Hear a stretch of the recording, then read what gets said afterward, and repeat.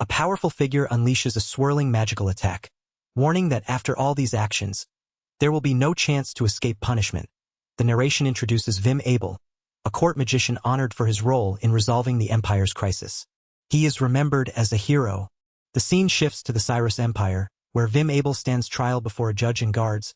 He is accused of defying the emperor, and the court declares he will be imprisoned, stripped of all power, and permanently lose his status as a court magician.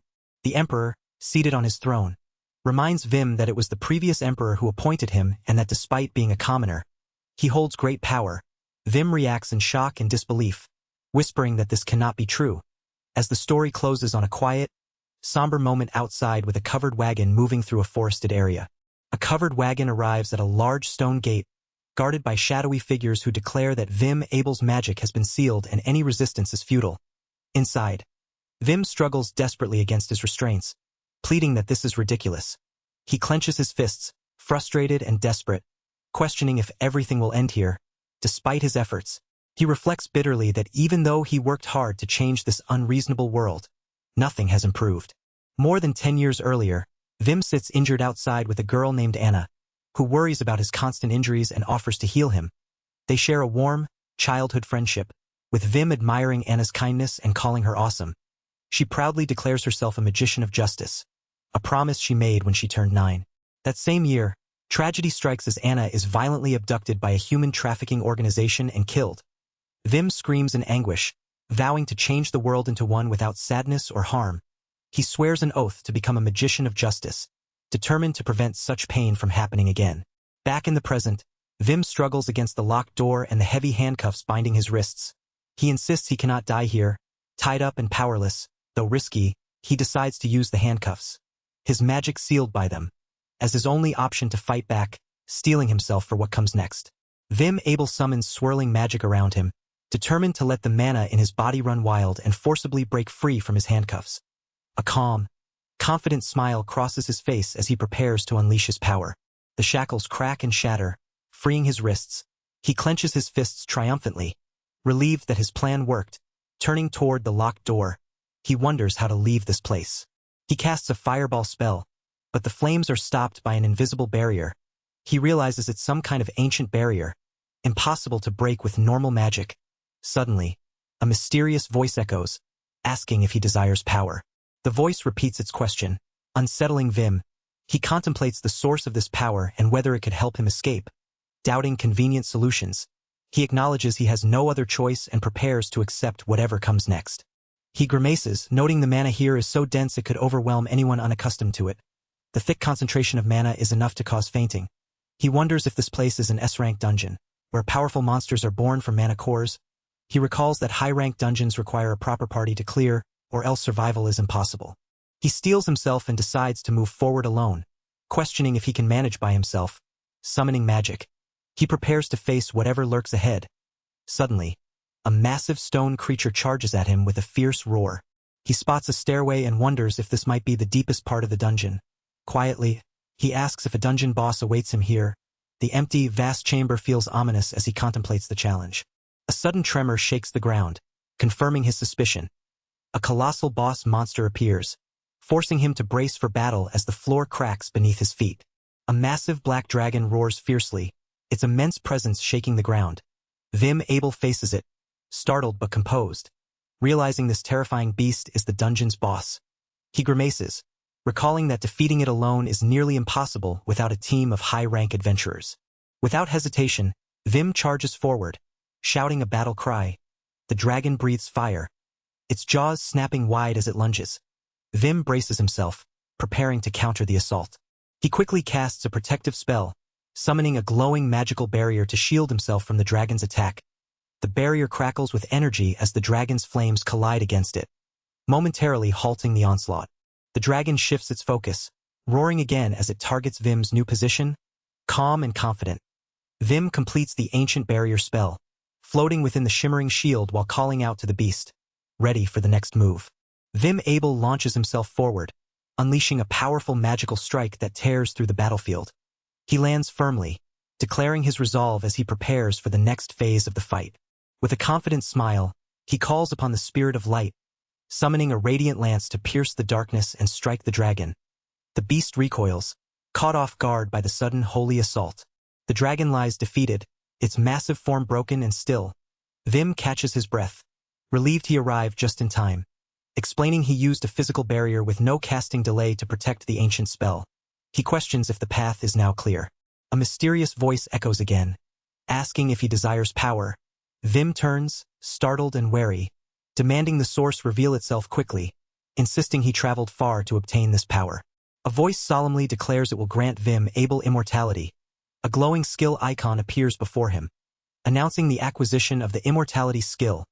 Vim's expression shifts to shock and disbelief as he pleads urgently for escape, rejecting the offered power. The skill icon for immortality appears, explaining it halts aging, instantly heals fatal injuries, and guarantees eternal existence. Vim Abel stands alone in a dimly lit corridor, gripping a staff tightly, the weight of this cursed power heavy on him. The year mark is about to pass, and he steels himself for what lies ahead. Vim anxiously searches for an exit, frustration mounting as he realizes none is in sight. He dismisses the magical beasts around him as too weak to bother with, yet hunger forces him to consume one despite its horrid taste. Restless and unable to sleep, Vim lies on the cold floor, determined not to spend eternity trapped here. He vows to escape, but repeated searches reveal no sign of a way out, leaving him increasingly desperate. Standing before a sealed door, Vim questions if this place is his only option now. He notices the ancient barrier remains intact, and the handcuffs lie discarded but unchanged. He wonders if he can finally lower his guard, though uncertainty still lingers. Vim Abel lashes out in frustration, conjuring a magical shield to defend himself as he demands to know what he did wrong. His hand trembles over the glowing barrier, and his eyes widen in shock as a crack suddenly appears in the protective wall. Kneeling, he inspects the damaged barrier closely, realizing it has weakened in this one spot after a year of magical beasts roaming the dungeon. A determined smile spreads across his face as he resolves to take advantage of this chance. He rises swiftly and prepares a powerful spell, calling upon the spirit of fire to burn through the barrier. Flames erupt, shattering the barrier with a loud crash as cracks spiderweb across its surface. The wall finally breaks apart, and Vim beams with relief and triumph, declaring he can finally escape this place. He steps forward toward the newly opened exit, eager to leave behind his prison. Stepping into the sunlight, Vim shields his eyes from the dazzling brightness, momentarily overwhelmed by the outside world. He reminds himself not to get sentimental and quickly turns away, pondering his next move. Should he head to the kingdom of Leoria first? His expression hardens as he steels himself for what lies ahead. The silhouette of a grand castle looms over the town as a voice reflects on the kingdom of Leoria's strict meritocracy and the speaker's refusal to return to the Cyrus Empire that imprisoned him. A young girl beams with determination, declaring she will become a magician of justice. The scene shifts to a young man closing his eyes, resolutely commanding himself to cast flight magic, steeling his resolve for what lies ahead. The young man takes to the sky, magic circles spinning beneath him as he soars upward. He calls out to Cyrus, expressing gratitude for everything before speeding away with purpose. His expression shifts to concern as he spots something below. He notices a carriage surrounded by armed guards. Sensing imminent danger, a woman inside the carriage worries aloud if she is going to die here, fear gripping her as the guards stand alert. Arrows suddenly fly toward the carriage, causing the princess inside to scream in terror while an older man warns her to be careful. The young man descends swiftly, shouting that he will help her, determination blazing in his eyes as he rushes to intervene. An ancient barrier materializes around a carriage, with armored guards ready to defend it. Arrows strike the barrier, but it holds firm. A soldier questions where the attacker came from. His enemy locating magic activates. The young man calmly declares the battle will be decided in one strike, identifying 6 bandits. He places magic circles above the enemy's heads, locking onto all targets precisely. Archers hidden in the trees ready their bows as the young man calls upon the spirit of light, demanding its power. A powerful stun spell erupts, sending shockwaves through the forest. The young man confirms all enemies have passed out, noting their stunned condition will last 24 hours. He rushes to tend to an injured soldier, promising to heal him immediately. The guards express awe at his skill as he begins a healing spell. A guard is shocked to learn the young man can use recovery magic and demands to know who he is. The young man nervously admits he is a fugitive. Unsure of what to do next, a woman approaches, chastising the guard for rudeness and insisting they should first express their gratitude. A young woman introduces herself as Ellen Leoria, the first princess of the kingdom of Leoria, expressing deep gratitude for the help she received. Her butler, Jeffrey, politely asks the group to raise their heads and thanks them for their time. The young man, surprised, wonders if this really is the princess of the place he was heading to, recalling that she was in the carriage. The princess requests the young man's name and insists on offering a reward for his aid. He humbly replies that he is Vim Abel, just a passing magician, and that rewards are unnecessary. She firmly grabs his hand, insisting she must express her gratitude, and then asks if he will accompany them to Leoria. The young man hesitates but admits he was already on his way to Leoria, so he agrees to go since the princess suggested it. She beams with excitement, eager to introduce him to her father. He questions if she means the king, shocked by the revelation. The carriage enters the royal capital of Leoria, and the princess joyfully points out the city to Vim. She beams, saying his praise means a lot. The bustling streets and happy citizens fill the scene as she suggests continuing their conversation once they reach the royal palace. Vim marvels at the grandeur of the palace halls, overwhelmed by their size compared to the empire he knows. The princess notices his awe and gently asks what's troubling him. He admits feeling nervous about meeting the king and suddenly remembers a question he forgot to ask. She smiles warmly, inquiring why he was heading to Leoria. The princess reflects on the rumors surrounding the change of emperor in Cyrus, expressing doubt but assuring Vim that no one in Leoria would subject him to such harsh treatment. Vim looks surprised as she welcomes him sincerely. Her bright smile reassures him that this is a place of fairness and meritocracy. The princess gestures invitingly, introducing Leoria as a kingdom ruled by merit. Vim returns her smile, relieved and hopeful. They exchange greetings as she welcomes him back, and their hands meet in a firm handshake. The king appears, thanking Vim for saving his daughter and promising a reward fitting his deeds. Whether a title, wealth, or other honors, the princess calls out to her father, and Vim's anxiety spikes as he wonders what he should do next. The king expresses his deep gratitude once again, thanking Vim for saving his daughter. Vim nervously insists it was nothing, only the right thing to do, while the princess smiles warmly, telling him not to humble himself. The king introduces himself as Elderet Leoria, ruler of the country. The princess excitedly praises Vim to her father, who remains composed. Vim tries to downplay his deeds, but the princess firmly tells him not to belittle himself. The princess recounts how Vim came gallantly from the sky, using powerful spells like the Magician of Justice, Sambel. Vim is shocked and asks how she knows his master, while the king laughs, teasing that it sounds like the return of the heretic sage. Both the king and princess freeze in surprise at this. The princess stands gracefully, radiating confidence and warmth as the scene closes, her presence commanding attention and hinting at the story's next chapter. Leoria once faced many troubles, but the legendary magician known as the heretic sage, Sambel, appeared in the kingdom. He ignored social norms and used his powers to protect the people, solving all their problems. The citizens of Leoria praise him as the magician of justice. The princess admits she never expected Vim to be the disciple of such a savior. Vim feels uneasy as others mention only rumors of the sage having a disciple. He recalls hearing the sage passed away, struggling to believe the truth of his master's deeds. The king warmly offers Vim anything he desires as thanks. Vim modestly declines, insisting he didn't act for reward. The king admires his humility but confesses he cannot remain idle as a royal. He asks Vim what he wants, genuinely offering to grant his wish. He hesitates, worried his request might be rude, but then decides to ask for a license to become an adventurer. He explains he needs it since he cannot use his ID from Cyrus, determined to move forward on his own path. Vim insists he doesn't seek nobility, clarifying his true goal. Elderet Leoria explains the license's societal trust and peerage it grants, but encourages Vim to stay the night since the process will take until morning. The king admits he admires Vim's challenging choice and promises to handle it immediately. A maid politely announces her departure as Vim enters his assigned room. Eyes wide with awe, he marvels at the luxurious surroundings, noting the soft, fluffy bed. Exhausted, he reflects on the day's events and quietly calls out to his master. Under heavy rain, Vim stands solemnly among graves, his expression weighed down by failure. He confesses his weakness and sorrow for not protecting an important friend. His voice grows determined as he vows to become strong enough to change the corrupt world. Sambel appears, placing a reassuring hand on Vim's shoulder. The old magician warns that strength alone won't solve everything but offers to help Vim grow stronger. He invites the young man to become his disciple, promising guidance to the helpless boy seeking power. Morning light spills over the kingdom as a knock sounds on the door. Vim, still rubbing his eyes, is greeted by an older man named Jeffrey, who apologizes for the early visit and informs him that his adventurer certification is ready. Jeffrey explains that adventurer certifications are usually issued by guilds, But this time the king is personally awarding it. Vim, surprised by the special treatment, politely accepts the honor while questioning the need for such ceremony, suggesting the previous day's reception room would have sufficed. He smiles and reminds Vim that this is unprecedented, then offers to guide him to the throne room. Vim, slightly nervous but confident in his prior experience with royal etiquette, assures him he will manage. A maid opens the door for them as they prepare to enter.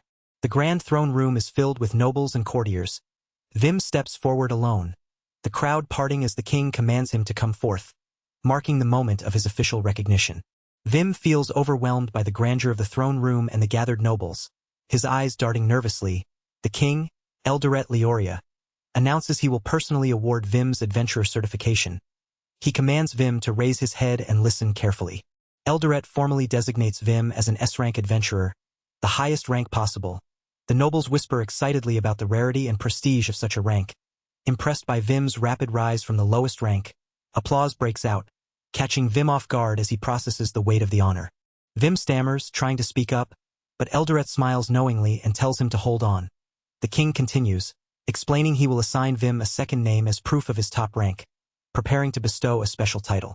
Elderet reveals Vim's new second name, the Magician of the Abyss. Vim's expression hardens with resolve as the king expresses anticipation for his future achievements. Vim declares his humble acceptance of the king's honor. Steady despite the pressure, meanwhile, the scene shifts to the Cyrus Empire, where a messenger urgently informs the emperor that Vim Abel has escaped from the dungeon. The emperor reacts with shock upon hearing that the barrier was broken. Realizing Vim is now free, he questions if Vim's location has been found. But the answer is no. The emperor reflects on imprisoning Vim to prevent rebellion among young magicians. Yet Vim escaped within just 1 year. The emperor commands his subordinate to immediately investigate and arrest Vim, dead or alive, and declares the death penalty must be executed. A sinister smile spreads across the subordinate's face as he senses the beginning of action. The subordinate confidently predicts Vim is heading for the Leoria kingdom, near the dungeon's location. He recalls the hardships of the past year, tax hikes and class discrimination, but held faith in Vim's return. He believes Vim alone can fix the corrupt world and looks determined to see it through. News spreads that Vim Abel saved the king's daughter and became an S-rank adventurer, sparking admiration among young women at a servant agency. They gossip about him, wishing he had bought them, while a bruised woman warns that those who buy slaves are all terrible.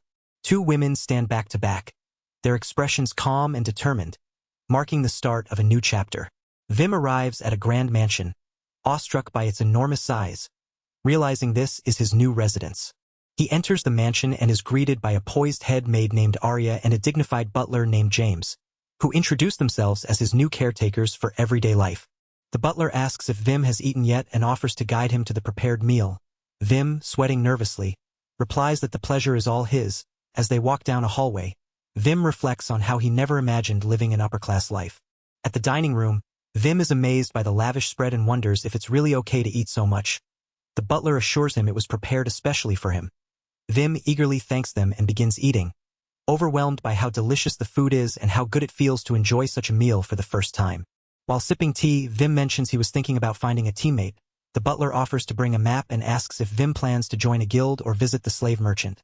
Vim reacts with surprise at the mention of slaves, prompting the butler to offer an introduction if he wishes to go. A flashback explains that slaves are people whose lives or rights have been bought and sold for money, regulated by the government to guarantee their lives. Vim considers the dangers of kidnapping and illegal slave trading, but decides not to act selfishly. He acknowledges that visiting the slave merchant is an option but seems wary of the darker side of the trade, recalling violent scenes involving abducted individuals. Vim debates whether he should visit the slave merchant. Hoping to uncover clues about the organization, he decides to stop by after greeting the guild, prompting the butler to agree to contact his acquaintance. Arriving at the Adventurer Guild, Vim apologizes for the unannounced visit and thanks the guildmaster for the greeting. The guildmaster, Hamlet, informs him there are no S-rank missions available but promises to contact him if anything interesting arises, handing over his guild ID. Examining the guild ID, Vim contemplates that no adventurers match his requirements, concluding that visiting the slave trader might be the better option. Nearby adventurers gossip about the newly appointed S-rank magician, noting his connection to Ark Sambel, which embarrasses Vim and causes him to flee. Standing before the slave merchant's building, Vim wonders if he can find a teammate there. Reflecting on the place James mentioned, he steels himself, questioning whether this is where his search will finally bear fruit. A man suggests a beastkin with excellent combat power as a potential adventure companion, leading Vim toward the beast room. Vim remains silent, uncertain. The scene shifts to several women with animal ears and tails, lined up and smiling enticingly. Vim clarifies he isn't looking for sex appeal but something different. Pondering his options, he asks if there are more candidates, and the man confirms. Though he advises against it, Vim insists on seeing them anyway. The man explains their business operates with government permission but admits they accept cursed slaves, many with injuries and incurable diseases. He warns Vim that the person he will meet is in such a dire state. They reach a door, and Vim braces himself. Vim enters a dim room and finds a battered, frightened beastkin girl on the floor. Shock and recognition flash across his face as he calls out a name, struggling to believe this could be Anna. The beastkin girl snarls weakly, her body trembling as she fights the poison ravaging her. Vim insists he isn't a villain, only that she reminds him of a childhood friend. The man warns her condition is dire, infected with a strong poison and not long for this world. The girl sits silently, her eyes vacant but alert. Vim declares he will take her despite her state, promising to neutralize the poison. The man questions his resolve, but Vim answers firmly, committing to save her. Vim signs the contract, confirming his decision. The man smiles and prepares for the ceremony, but the girl suddenly struggles violently, resisting desperately. The room fills with tension as she fights against being taken. The man gently pats the girl's head to calm her. Vim raises his hand, invoking a purification spell, calling upon the spirit of light to bless and heal her. His confident smile reassures that relief is on its way. The girl's eyes widen as a glowing magic circle appears beneath her feet. Spinning with intricate symbols, she stares in disbelief, whispering a stunned question about what is happening nearby. A man confirms she has truly been healed, while another watches quietly. She shyly thanks him, her voice barely above a whisper. He smiles warmly, inviting her to work together as companions from now on. Her eyes widen in surprise at the word companion. Clearly taken aback by the idea, he urges her to report anything strange immediately, showing concern. He gently places a hand on her head, performing an appraisal spell. The magical readout reveals the painful truth.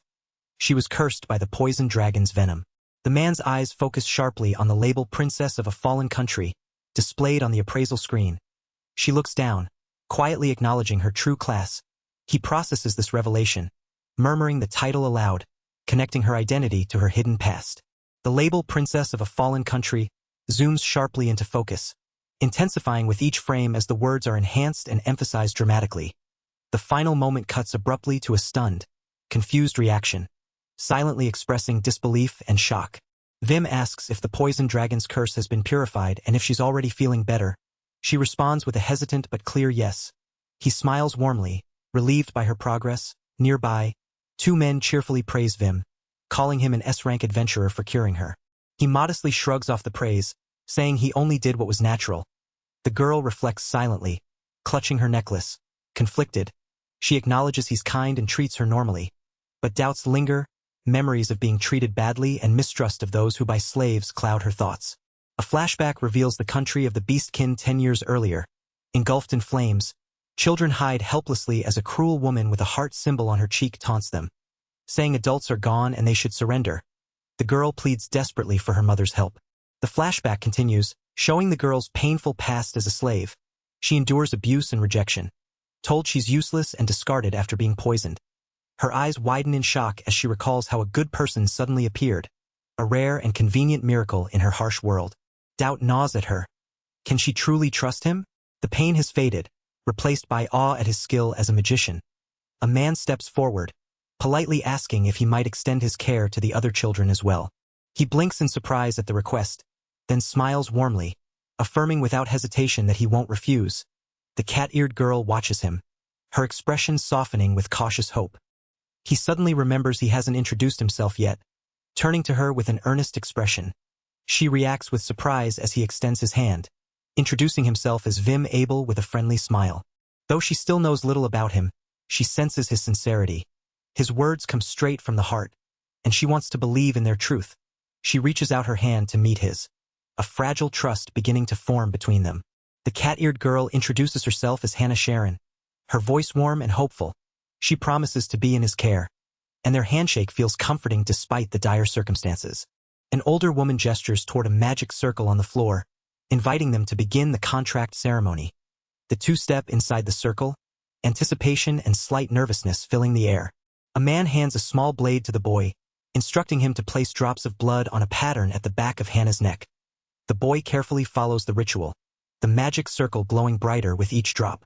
The ceremony concludes with a cheerful declaration of success. The boy offers to help with anything else, and Hannah beams with joy. He suggests they head home, and she eagerly agrees, their bond now sealed. A grand mansion basks in the daylight, its elegant architecture hinting at wealth and status. The heavy front doors open to reveal a young man stepping inside with a cat-eared girl close behind him. A woman greets them warmly, welcoming the man back. The girl looks nervous as a stern older man questions if she is the new companion. While the man thanks James for the introduction to the slave merchant, the girl responds politely, showing a mix of apprehension and gratitude. Inside, the man asks a maid to prepare a room for the girl, who introduces herself formally as Hannah Sharon with a respectful bow. The maid offers to show her around, and the man encourages Hannah to follow without hesitation. A gentle hand on her shoulder reassures her, easing her tension as she prepares to step forward. Hannah blushes slightly, caught off guard by the attention, but agrees quietly. The man settles into a comfortable chair in a spacious, well-lit room filled with elegant furniture and a large potted plant. He looks up from his book as Hannah enters, asking her opinion of the room. Her eyes sparkle with happiness, and she expresses heartfelt gratitude for the wonderful accommodations. Hannah sits shyly on the couch as the man invites her to take a seat. He explains that from now on, he wants her help with his work, which will mostly involve fighting monsters. Curious, he asks what weapons she is skilled with. She confidently replies that she is proficient with a one-handed sword. The man smiles, pleased, and decides to entrust the vanguard role to her. James suggests they go shopping for a weapon immediately, adding they'll need new clothes as well. Hannah looks thoughtful but hesitant, questioning if it's really okay for him to go that far for her. He insists it's only proper since they'll be working together from now on and wants them to be on equal footing. She falls silent, clearly touched by his kindness. Hannah stammers out her gratitude, overwhelmed by his generosity. Suddenly, a cheerful older man and a lively maid burst in, eager to show them where to shop. Hannah quickly agrees, her excitement barely contained. At the shop, Hannah struggles to choose between a sword and a baton. Clearly unsure, James watches her with a small smile. She then tries on a new outfit, striking a confident pose that surprises him. The transformation leaves her quiet and contemplative, lost in thought. Outside, James carries their bags, apologizing for making her haul everything. He insists it's what a man should do, causing Hannah to look at him with wide, surprised eyes. She admits it's her first time being treated so considerately, her cheeks flushing as she processes the moment. Hannah expresses how much it means to have someone who cares for her, admitting she would have known only coldness and died from poison without meeting Mr. Vim. He calls her name softly, sensing her feelings, as she turns away quietly. She beams with gratitude, thanking him sincerely for rescuing her. He smiles warmly, feeling fortunate to have met her too, as the sky brightens behind them. Night falls with James sitting alone on a balcony, pondering if he can truly become a magician of justice like Anna once dreamed. Suddenly, a man approaches and requests a moment of James's time. James receives a sealed letter from the king, who urgently requests his advice at the royal palace the next day.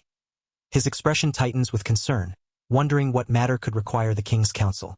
The scene shifts to the imposing walls of the Cyrus Empire, where a tense discussion unfolds. A man in regal attire wipes sweat from his brow, overwhelmed by news that Vim Abel has become a 5-rank adventurer in the Leoria kingdom so soon after escaping the dungeon. He hesitates, addressing a seated duke, who silently awaits his decision.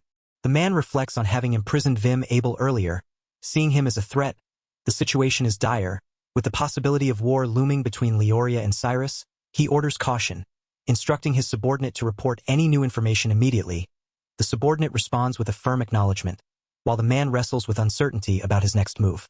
Another figure contemplates the situation, revealing he enabled Vim Abel's escape by leaving the dungeon unguarded and neglecting barrier maintenance.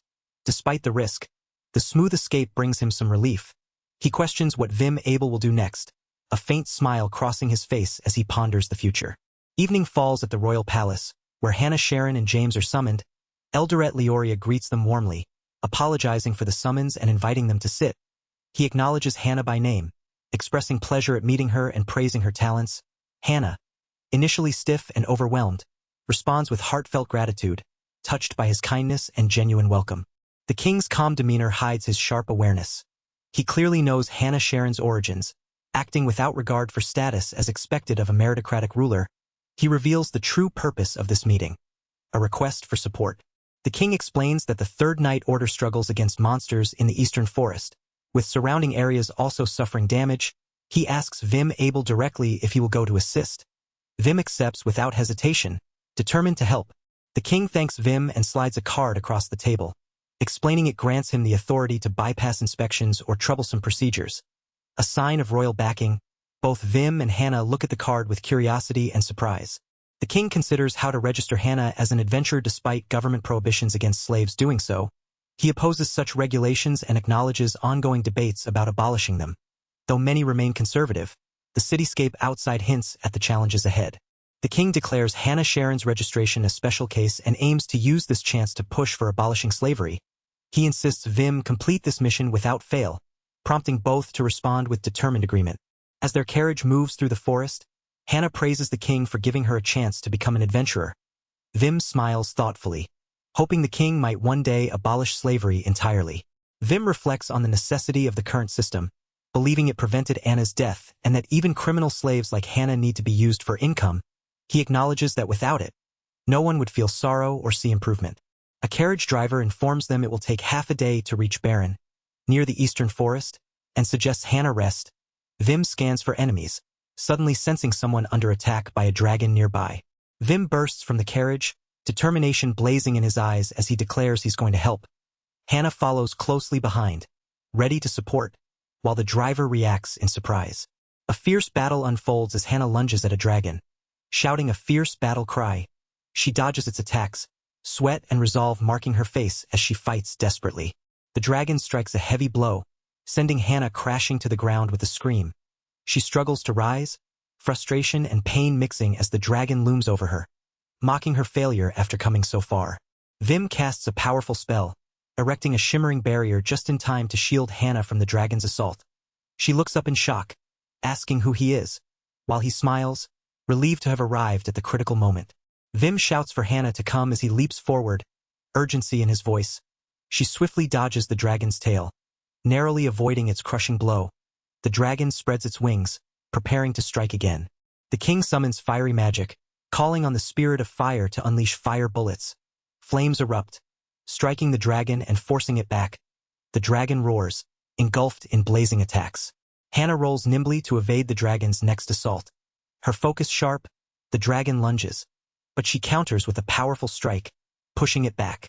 The dragon collapses in a smoldering heap as the king and Hannah stand victorious. Hannah processes the teamwork, impressed by their coordination. The king praises their excellent strategy, noting how the magician limits the dragon's vision while the knight finishes the kill. Hannah quietly casts a healing spell, tending to her wounds as the battle ends. Hannah admires the restoration magic, praising its effect while Vim modestly insists it's the least he could do. A knight introduces herself as Misa Flamen from the Imperial Guards of Cyrus, expressing deep gratitude for their rescue. The king's thoughts reveal surprise at encountering a knight from the Empire. Vim reflects on the situation, reluctant to get too involved but acknowledging that the Empire will eventually intervene. He introduces himself formally and politely declines Misa's offer, though he's open to borrowing her strength if needed. Misa accepts Vim's proposal without hesitation, promising to protect him with her sword whenever he's in trouble. Vim gratefully acknowledges her commitment, expressing his reliance on her going forward. Misa watches Vim depart, recalling hearing his name from the Duke.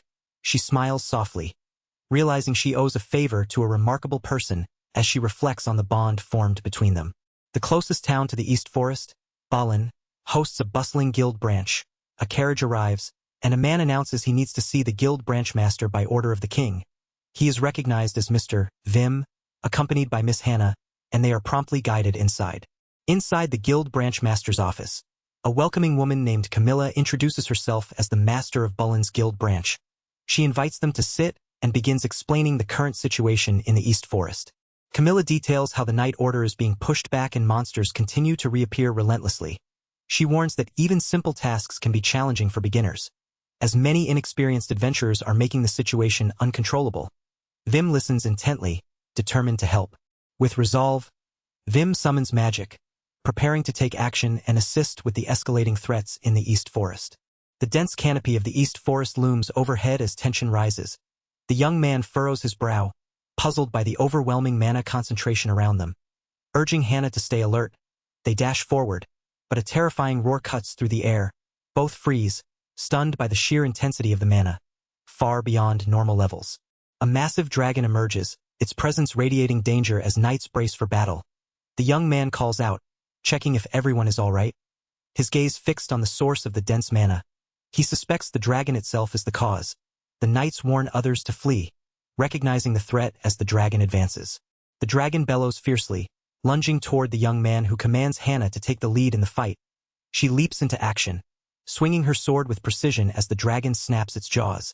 The clash is fierce, and Hannah narrowly avoids a crushing bite, sweat beading on her face.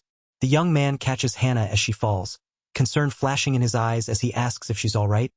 She manages a shaky thanks, still catching her breath. With a determined smile, he urges her to seize the opening they've created and strike without mercy, ready to turn the tide of the battle. The young man calls upon the great spirit of fire, raising his hand as a magical circle forms above.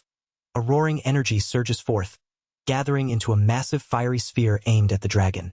The fireball explodes violently upon impact, engulfing the dragon in a blazing inferno.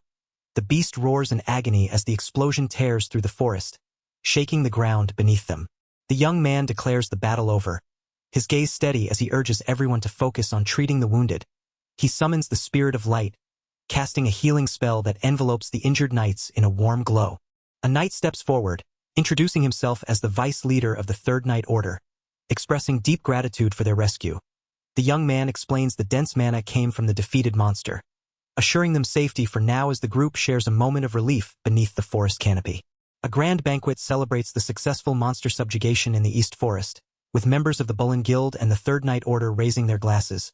An elder man with a beard introduces himself as Count Dion Bullen, apologizing for the late greetings and praising the young man's commendable performance. The young man humbly accepts the praise, promising to enjoy the banquet to its fullest.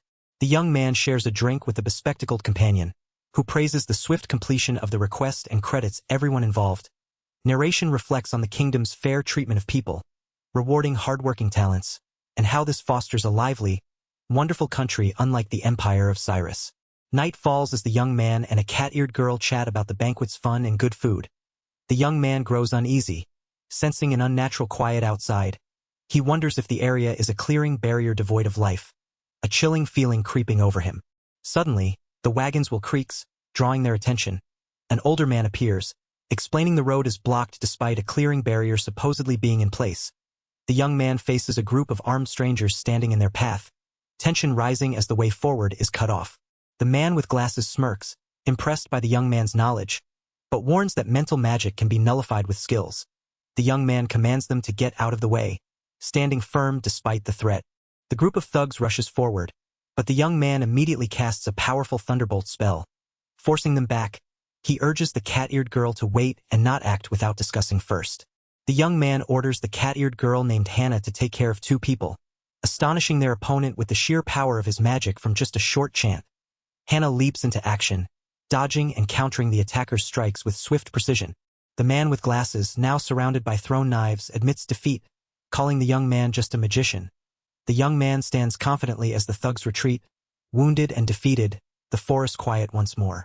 The young man swiftly disarms the man with glasses, knocking his weapon away with a precise strike. He declares that despite being a magician, he is fully capable of hand-to-hand combat. The man with glasses grimaces in frustration, clutching his arm. Suddenly, a smoke bomb detonates, filling the area with thick smoke. The young man wonders if their opponent has fled, noting that even detection magic can't locate him. The cat-eared girl asks if they should pursue, but he decides to leave it to the town guards. Night falls as the young man contemplates the strange encounter, questioning what those men were doing in such a remote place. He resolves to investigate further upon returning. They are greeted back warmly, and he asks if anything happened while they were away. An older man reports a visit from a mysterious red-haired man and woman who seemed out of place. The young man suspects they might be agents of Cyrus, piecing together the threat as the story ends. The underground prison of the Cyrus Empire looms cold and silent, its iron bars casting long shadows in the dim torchlight. A heavy cell door creaks open as a guard orders a prisoner to get up, reminding them they have work to do. The prisoner, a young man with a sly grin and sharp teeth, asks with a mocking tone who the next target will be. Sitting beside him, a serious young woman listens intently, both identified as Cyrus hitmen, Maria and Kajiro. The man reveals a photo of their next mark. Vim Abel, a former Imperial court magician now residing in the neighboring country of Leoria. He suggests it's time to take the target out, urging Maria to give their best effort on this mission. She nods hesitantly, gripping her arm tightly as she steels herself. Outside, a maid with a long ponytail shields her eyes from the sun as she hangs laundry, the peaceful scene contrasting sharply with the dark plotting unfolding in the prison. Vim relaxes in the spacious bath of his residence, sighing in relief after an intense day. He reflects on his first mission in Leoria, recalling how he saved a knight of Cyrus while cooperating with Hannah and encountered a mysterious group on his way home. His thoughts turn to the suspicious people James mentioned. Could they be the hired assassins rumored to have killed the former emperor? Memories of whispered court rumors about the imperial prince, now emperor, ordering the assassination flood his mind. Lost in thought, Vim wonders if he might be the next assassination target and questions why the assassins would come directly to their target's home. Suddenly, a voice calls out and Hannah appears, wrapped in a towel, asking to join him in the bath, startling him. Hannah insists on washing his back, claiming it as her duty as a slave, but Vim protests, reminding her they are equals and she doesn't need to serve him like that. She hesitates but insists she is different from other men, showing a rare vulnerability. Hannah protests, insisting that since they are on equal footing and practically naked together, entering the bath is also acceptable. Vim panics, desperately refusing her offer and telling her not to. The night deepens outside the residence as he hurriedly tells her she can enter only after he gets up. After finishing his bath, Vim sighs in relief and collapses onto his bed, exhausted. Suddenly, a knock at the door startles him, and he resolves to tell Hannah to stop her behavior immediately. Arya politely asks permission to enter, and Vim welcomes her in. She notices his tiredness from returning home and offers to give him a massage. He gratefully accepts, and she prepares to begin. As Arya applies firm pressure with her hands, Vim relaxes deeply, expressing how good it feels. She acknowledges his tension and thanks him for his hard work. He brings up a matter regarding his absence, and the scene closes with a humorous bingo card listing common story tropes, many of which are crossed out. The maid reports that the suspicious people left as soon as she informed them of Vim's absence, so nothing unusual happened. Vim asks if they did anything, and she confirms they did not. He suddenly suspects they came to kill him, startling the maid as he insists he's fine. The maid thanks Vim for his concern and urges him not to worry about James and Arya, assuring him they can defend themselves. She reflects on the hope for peace thanks to their master Arksambel, but struggles with the thought that the attackers might have been hitmen. Vim sits silently with the maid, his resolve hardening as he recalls repeated misfortunes despite everyone's desire for peace. His clenched jaw shows his determination that such violence is unacceptable. At the same time, in Vim's residence living room, James appears nervous as Hannah stands before him, hesitating to speak. She admits she has done something unforgivable, seeking his response with a troubled expression. The butler explains that Sir Vim was probably hiding his shyness, and that he ended up ruining Vim's mood until his face turned red. He reassures Hannah that it's okay, revealing Vim was captivated by her pretty figure. Hannah, surprised, wonders if that's the reason. She reflects that Vim is the first to show her such kindness, and she doesn't know what she'd do if he hated her. The butler affirms that Vim is truly a wonderful person, capable of bringing world peace. He reveals he once intended to resign due to his age but changed his mind after hearing about Vim's circumstances. Deciding to try working for him, Hannah listens intently, surprised by this. The narration recalls Sir Vim's master as the country's savior who saved the first princess from her predicament. After hearing this, the narrator senses Vim carries a heavy burden. With hope, the narrator decides to serve Vim, believing there will be many interesting things to witness by his side. Hannah enthusiastically praises Sir Vim as amazing, and the butler agrees, saying his life as a butler has brought him great pleasure. Hannah, with a hopeful smile, says she is looking forward to what kind of world Vim will show her, her thoughts lingering on the future. The next day dawns quietly over the estate. With a determined smile, the young man announces he will report the situation in the East Forest to His Majesty. The girl beside him watches with a calm, supportive gaze. Inside a stately room, a maid and the butler bid farewell with polite smiles. The young man remains silent, contemplative, as he and the girl walk away through the garden. The maid's expression shifts to one of hopeful relief, wishing for peace to finally come to their country. Memories surface of a mysterious voice asking if he desires power as he ventured into the dungeon's depths. Doubt and realization flicker across his face, as he recalls the immortality skill he once thought unnecessary to end his endless suffering. He questions if he is overthinking it, but the weight of the past lingers heavily. Reflecting on his majesty, the young man compares him to his own master, concluding the king is greater and carries a heavy responsibility. He acknowledges the king's hope to bring peace, feeling the immense burden that such a role entails. A nobleman commends the young man and the cat-eared girl for their success in subduing monsters in the East Forest, reminding them to claim their reward from the guild. The young man explains they encountered a group of hoodlums and a magician who used a barrier to clear the area. The nobleman asks about suspicious people they met on the way back, prompting the young man to suggest it might be a human trafficking organization, surprising the others. The young man elaborates that kidnappings and abductions have increased recently, becoming a major national problem. He worries the country cannot grasp the full scale of the issue, fearing a large organization is behind it. He recalls his past pursuit of a human trafficking ring, deepening his resolve. Flashing back 3 years, the young man, then a court magician, confronts a group tied to the trafficking ring.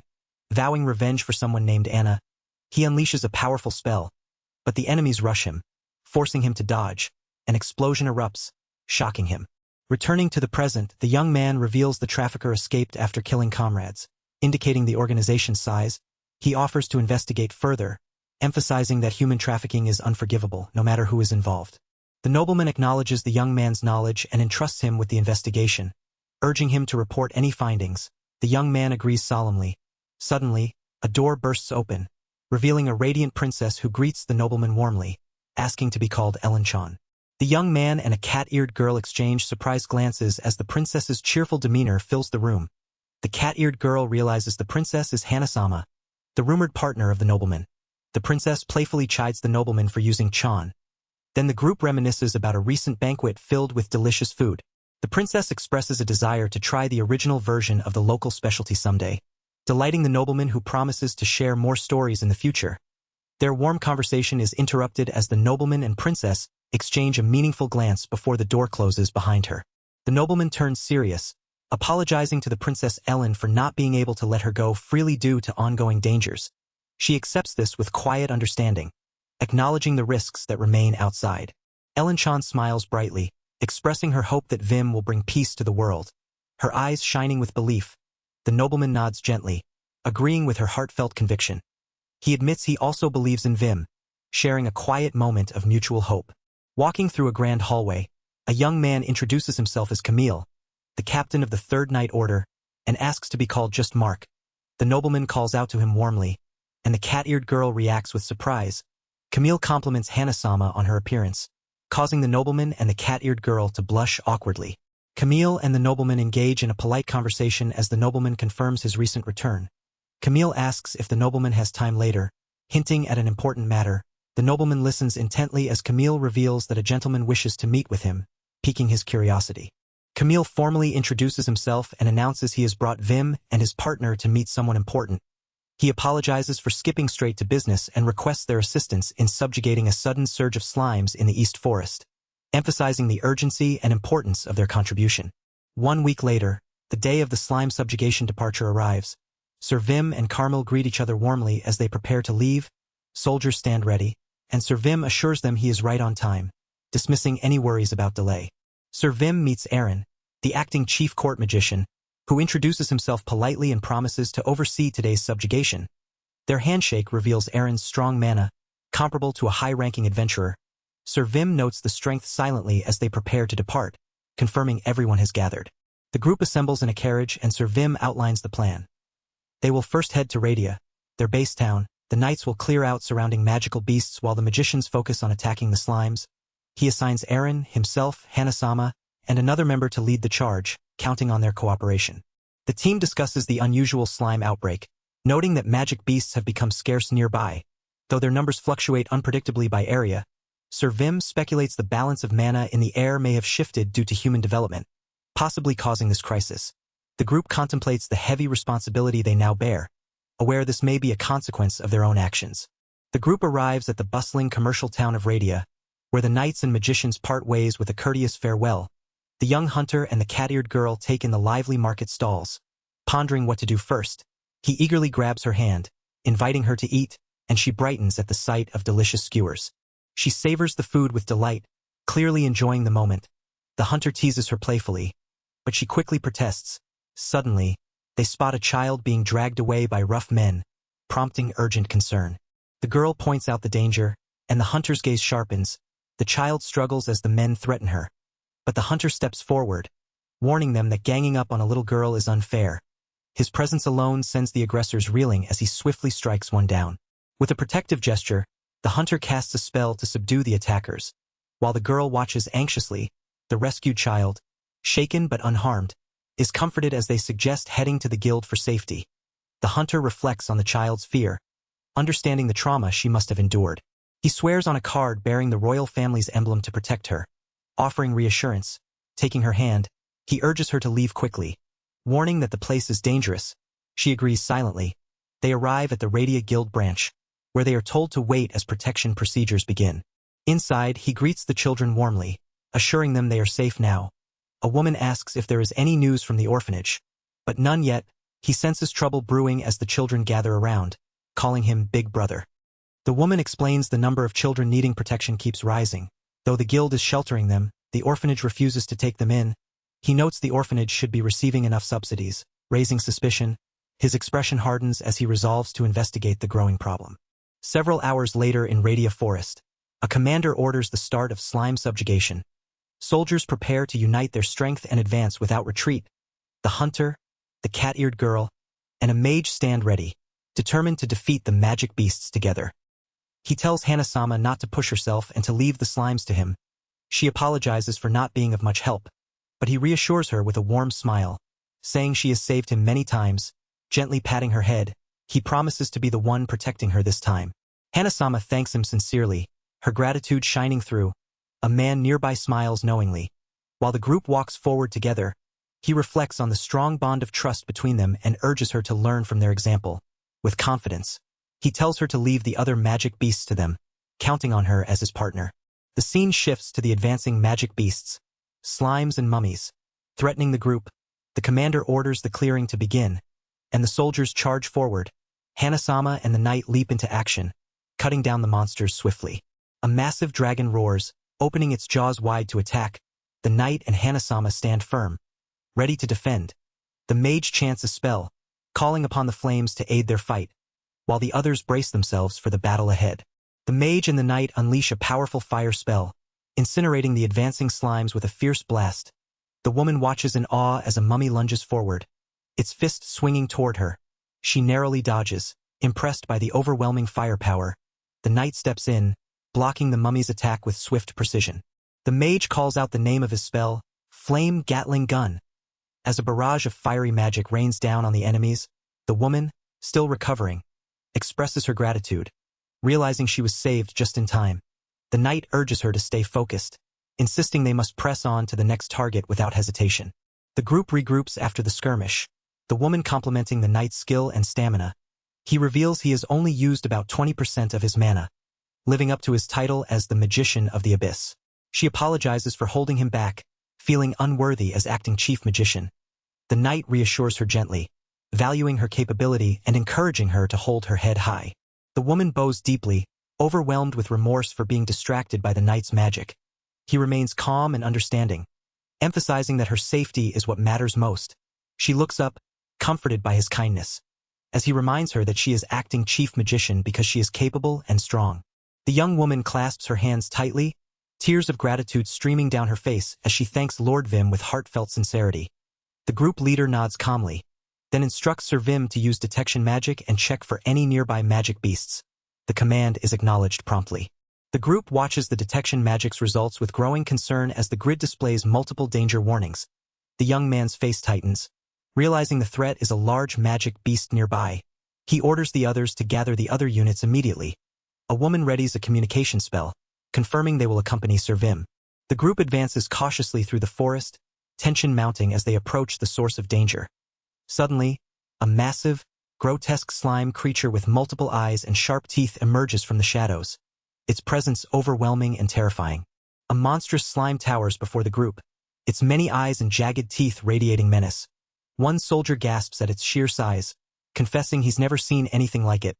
The young man studies the creature thoughtfully, concluding it absorbed an enormous amount of mana, likely triggering the slime outbreak. The woman suggests waiting for reinforcements before engaging, while the slime spawns smaller versions, multiplying rapidly using the mana it absorbed. She worries that even if all the court magicians attack together, the creature would still be formidable. The young man nods in agreement, acknowledging the danger but accepting it as their only option. He resolves to take down the slime using Imperial-class magic, a spell powerful enough to erase an entire town. The others react with shock and concern, aware of the spell's destructive potential. The woman warns that using such magic without preparation could turn the caster into a demon, emphasizing the grave risks involved. The group exchanges tense glances as the woman explains that those who lose control of their mana become dangerous beings, losing their sense of self and turning into threats like magic beasts or natural disasters. The fate of such individuals is grim, consumed by uncontrollable power and destruction. The young man admits his awareness of the risks but insists that without his action, they cannot defeat the monstrous slime before them. The group stands tense, facing the looming threat. A woman watches silently, her expression troubled. The young man turns to the cat-eared girl, seeking reassurance and promising he won't become a demon. Their hands clasp tightly, conveying trust and determination. He recalls a past dangerous act that ended well, bolstering his confidence for the current challenge. The cat-eared girl hesitates, then smiles warmly, affirming her belief in his safety. She encourages him with heartfelt resolve, her worry easing into hope. The forest around them remains quiet, holding its breath. The young man commands the others to stay back, warning them not to get caught in the fight. He asks the woman named Erin to support him while he chants the Imperial-class magic, unable to cast any other spells simultaneously. The massive slime looms ahead as he prepares to unleash his powerful spell. The young man raises his hand, focusing deeply as he begins to summon flames, his eyes closing in concentration. A small orb of fire ignites above his palm, flickering with growing intensity as he calls out to the spirits of flame. Flames burst forth in a powerful wave, striking the monstrous slime head-on. The cat-eared girl and the woman shout for Lord Vim to take control, urging him to deploy a protective barrier immediately. The woman struggles to maintain the barrier, her grip tightening on the staff as she braces against the slime's assault. The cat-eared girl encourages her to hold on, their determination unwavering despite the pressure. The barrier expands, shimmering with energy as it forms a protective dome around them. Sweat beads on their faces as the strain grows, the woman admitting she can no longer hold it, while the cat-eared girl calls out to Lord Vim for help. Reinforcements arrive just in time as the barrier strengthens with a shimmering glow. Vice Captain Mark leads a group of court magicians, apologizing for their delay. The cat-eared girl urges Lord Vim to unleash every spell he has, lifting his spirits. Lord Vim raises his hand, invoking an ancient vow that transcends time. Flames swirl around him as he calls upon a crimson power that consumes everything, focusing it into his palms. The young man declares his path of conquest, summoning a brilliant, peerless light. The monstrous slime recoils in shock as he shouts the spell's name with fierce determination. A massive inferno erupts, engulfing the battlefield in roaring flames. The group watches in awe, recognizing the power as Imperial-class magic, their expressions filled with amazement and respect. Lord Vim reflects on the flames that erase everything from existence. Realizing the inferno unleashed was only a fraction of his true power, Carmel confirms no magic beasts remain, signaling the subjugation's end. The group exchanges relieved smiles. The cat-eared girl praises Lord Vim's ability to wield Imperial-class magic without preparation. While he admits he uses it sparingly to avoid risking transformation into a demon, the team agrees to return before nightfall, their resolve steady as they prepare to leave the battlefield. Hannah beams with gratitude as Lord Vim commends her efforts, while the cat-eared girl openly admires his courage and magical prowess. Their camaraderie shines, lifting spirits as they share a moment of warmth and encouragement. The cat-eared girl confesses her initial fear that Lord Vim might disappear after hearing about the demon risk, but relief floods her face now that he is safe. She clutches his hand tightly, overwhelmed with joy and gratitude for his presence. Carmel quietly acknowledges Hanasama's hard work, his gaze softening as he admits he feels the same. A warm group portrait forms, showing their united strength and mutual support. Their feet shift closer, signaling a deepening connection. He offers a heartfelt thank you, his smile genuine and bright. The cat-eared girl's eyes widen with emotion before she returns his gratitude with a radiant smile, her joy unmistakable.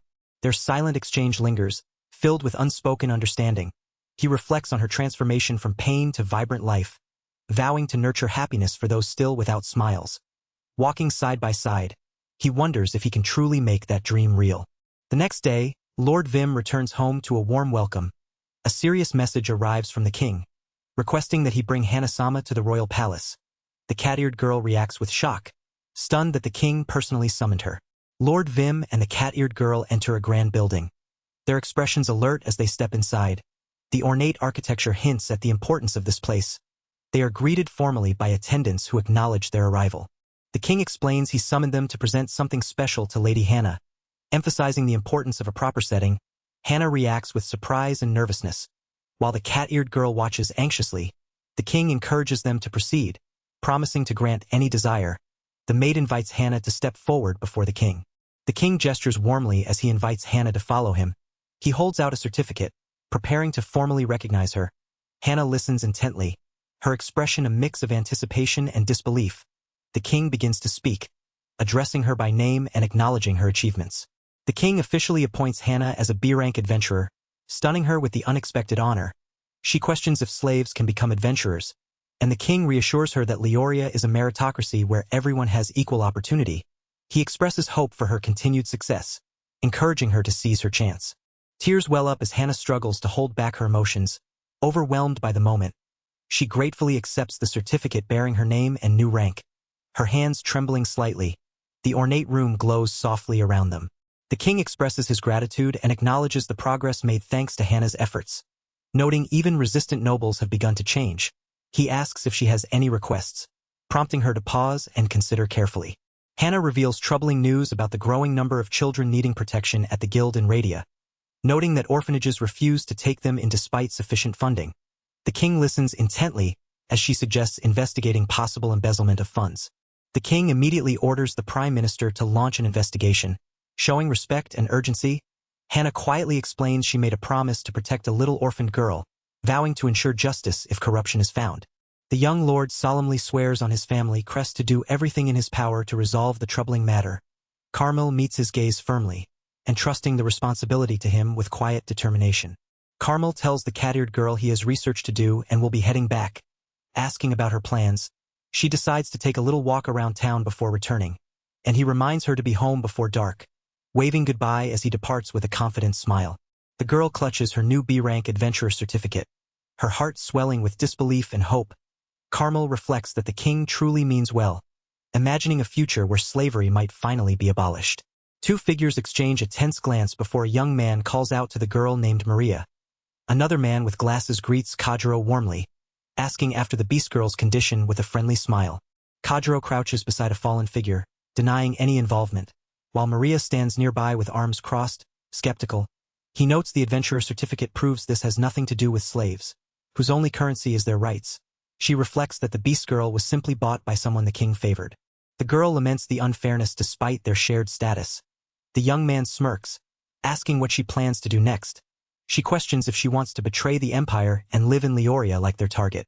He laughs, conceding her point while she refuses a life where the empire wants her dead.